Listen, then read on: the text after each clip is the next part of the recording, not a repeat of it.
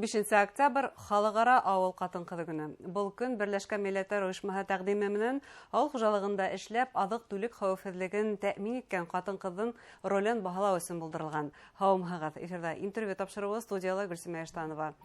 Программабызның кунагы Илеш районындагы Урал яуаплыгы сикләнгән оешма генераль директоры Елена Ибраһимова. Елена Робертовна, һаумыгыз. Исәнмесез. Зур итеп рәхмәт чакырыгыз өчен. Мин бик шат монда булуында. Елена Робертовна, бұл Берләшкән Милләтләр Оешмаһы тарафынан тәкъдим ителгән һәм кабул ителгән авыл катын-кызы көне 15 октябрь, ул bundan 30 ел элек булдырылган. Сагыштырмаса яңа дата тиһәктә була. Һәм аңлавымча, ул һеҙҙең туган елыгыҙға, хатта туган көнөгөҙгә тап килә шикелле. Мин 94 елны уже тулганмын. Шуңа инде бер яшь булганмын уже. Димәк, был дата булдырылыу менән һеҙҙең ул тормошығыҙға йоғонто яһаган дип әйтә алабыҙ. Нисек, ни өсөн ауыл хужалығын һайланыгыҙ?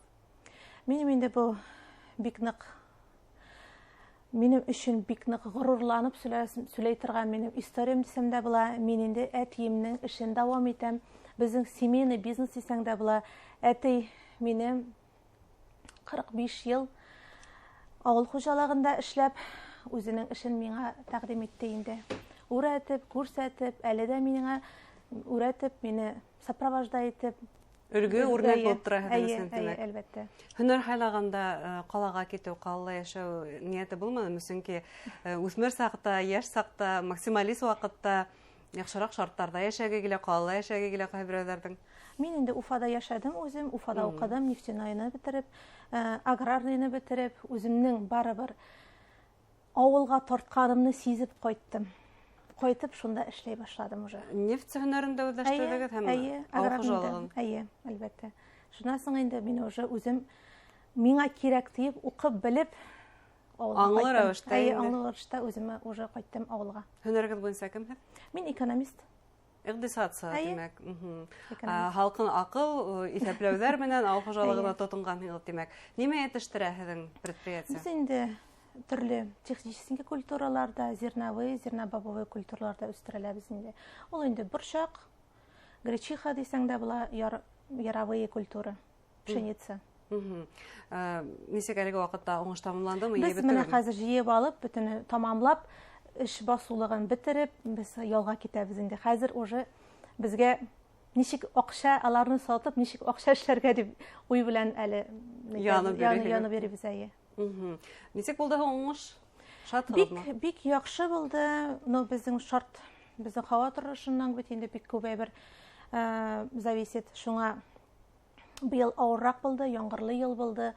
Но аңа күрмәсә без җыеп алдык уңышлыкларны. Өлгөрдек әйе. Һеҙ икътисадчы бында үстерергә кирәк үсемселек. Нисек һуң ярдәм итәме икътисадчы белеме борсак карабыйда үстерергә әллә өстәмә белем алдыгызмы? Ул бик нык кызык әйбер инде. Елдан ел төрлечә, безнең культураларда төрлечә бит инде, һава торышларда төрлечә, безнең чәчүебез дә төрлечә булырга мөмкин. Ул аны син яз көне генә беләсең.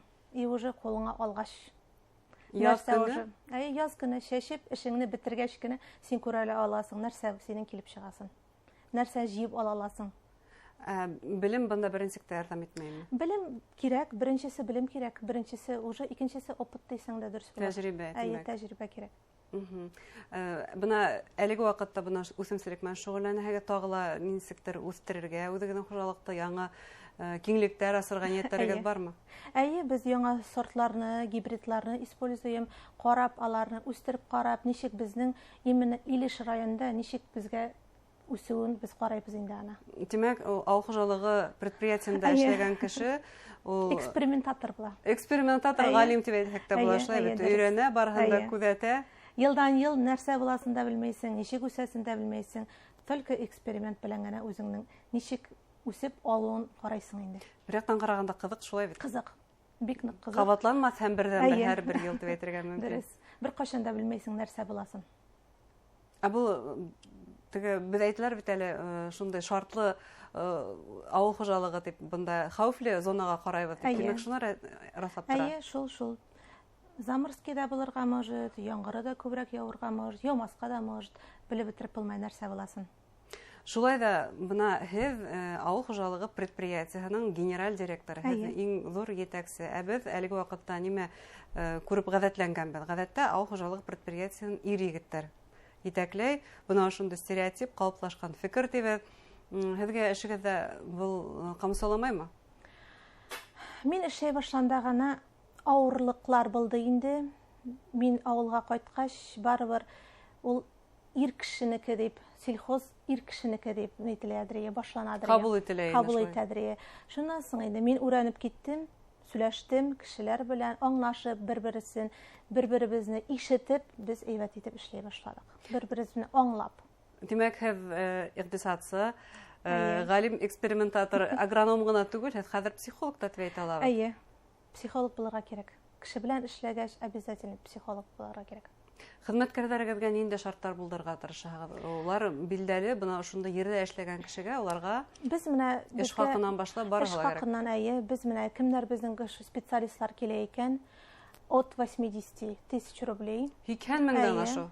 Без аларга зарплата түләйбез, үй, машина, бензин и бүтән привилегиялар да бирәбез. 2000 ашу эш хакы? Әйе. Йорт, машина, бензин, бүтән әйберне дә бирәбез. Искитмәле. Мугайн да кытлык юктыр һезгә, белгечләргә. Кешеләр белән авыр, юк. Яшь кешеләрнең бөтенесендә блогер буласы килә, алай иртән торып сәгать 6-дан эшкә торасылар бик килмәй. Шуның белән инде безнең бик тегеп авыррак килеп чыга. Блогер дигәндә, һез үзегез бу киңлектә нисектер караганыгыз булдымы? Чөнки авыл хуҗалыгында эшләгән хатын-кызның тормышы күптәргә кызыклы булыр инде дип әйтәм. Әйе, мин үзем языштырам. Нәрсәләр шешәбез, ничек безнең технический процессларын виш күрсәтеп, үзем дә мин комбайнда да йөрим, КамАЗда да йөрим. Шуларны куеп, виш күрсәтеп мин куештырам. Һезнең инде һөнәрләрдә һалай торгас, мин инде бер кулдан гына бармактары йетмәй, һәп димәк водительдә, алыс рейсларга йөрүче водительдә дип әйтергә мөмкин. Нисек һуң, бездә бит безнең җәмгыятьтә хатын-кыз ул әсәй булырга тиеш, гаилә усагы. Хатын-кызның үзеннән торадыр дип уйлыйм мин. Хатын-кыз ул общее понятие булырга может, эшкуар ул общее понятие булырга может. Хатын-кыз бүтән әйберне дә, аның кулында бүтән әйбердә.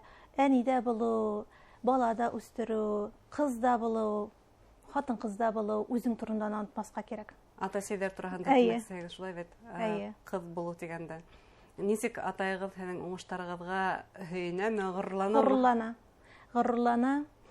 Ул әйтә, әйдә, син булдырасың. Әйдә, дальше эшләйбез, матур итеп, шулай дип, күп үрәтә. Зур итеп аңа рәхмәт. Дөрес юлга бастырды, дөрес юл белән апарды. Ул бит инде башлана синең үй эшеннән нәрсә уйлаганың, ничек иткәнең, шуның белән инде безнең үй эшеннән башладым китте. Без хәзер шуны продолжаем. Үскәндә ни күрһә, осканда шул була диләр безнең халыкта, һезнең кызыгыз да мөгаен инде һезнең эшегезгә әйләнеп йөридер. Ул да бик ошлай, аңа да бик басуда, техникаларда утырып йөрергә. Ул нык хайваннарны ярата, сыерлар безнең менә бар, атлар бар, алар белән дә бик нык тесный связьга кереп общаться итә. Димәк, һезнең малсылык тармагы бар? Малсылыкта бар. Онда күпме мал асрайсыз? Безнең әлеге көндә инде 1700 баш, аның савымчылыгы 800 мал. Һезнең кул астында күпме кеше эшләй алар? Әлеге көндә 82. 82 кешегә һез идара итәһегез. Димәк, психолог та үзегә әйтмешли, барһыла. Җәй көне инде күбрәк була, наемныйлар килә күбрәк. Менә әлеге ташуда тоже наемныйлар күп инде. Ансы көндәлек белән алып бара торган кешеләр дә күп. Барһында эшләп өлгәргә тырышагыз, һәм һезнең тагыла бер эшегез бар, ул да булһа, махсус хәрби операциягә һәм уның яугирларына теләктәшлек күрсәтү ярдәм итә. Ошо эшегез турында һөйләһәгез. Без инде елдан-ел бөтенлегә поддерживать итәргә тырышабыз. Менә без Буханка УАЗ җибәрдек, үзебезнең исемнән, Урал җәмгыяте исеменнән. Аннан соң инде без кызлар дип инде минем коллегалар белән, хатын-кызлар белән, эшкуарлар белән без ачтык благотворительный фонд. Без ул фондта помогаем женщинам, которые остались в трудную минуту. Яңгыз хатын-кызларга самтылган. Аларның ирләре ширләп кайткач, аларны ничек карарга, ничек аларны поддерживать итәргә, шул направление белән дә без тоже поддержка оказываем. Күрсәтәбез. Ә ни өчен был юнәлеште һайланыгыз? Мин уйлайм, хатын-кызга авыр килә. Ул аның ире шундый хынаулар үтә, үзе хатын-кызга бит тоже поддержка кирәк. Ул бит аның эчендә нәрсә икәнен бит без белеп үтермәйбез, күреп үтермәйбез.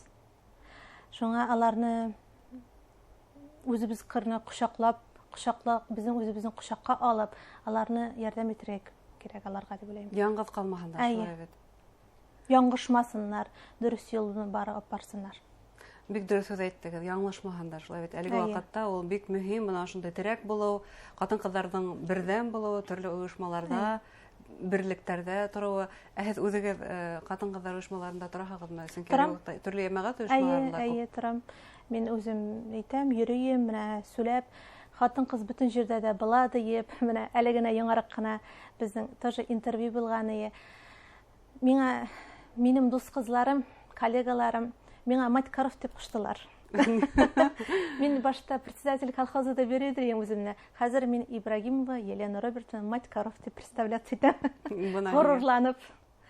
Шуңа сүләп хатын-кыз бөтен әйберне булдыра дип. Бuna һеҙҙең ҡарамаҡҡа, һеҙҙең күҙлектән, ниндәй ул бөгөнгө көн ауыл ҡатын-ҡыҙы? Сез ничек уйлайсыз? Бына һеҙгә әйткәндәр, һыйырҙар менән бәйле һеҙгә ҡушамат таҡҡандар. Ул элек-электән әйтә торғандар ине, ҡатын-ҡыҙ һыйырҙың ҡойроғона бәйле тип. Бәйлеме бүгенге көндә ҡатын-ҡыҙ? Ул үзе ҡарарға тейеш. Хәзер бит андай әйбер юҡ бит инде. Нейне генә хужалыҡны гына алып барырға тейеш дигән.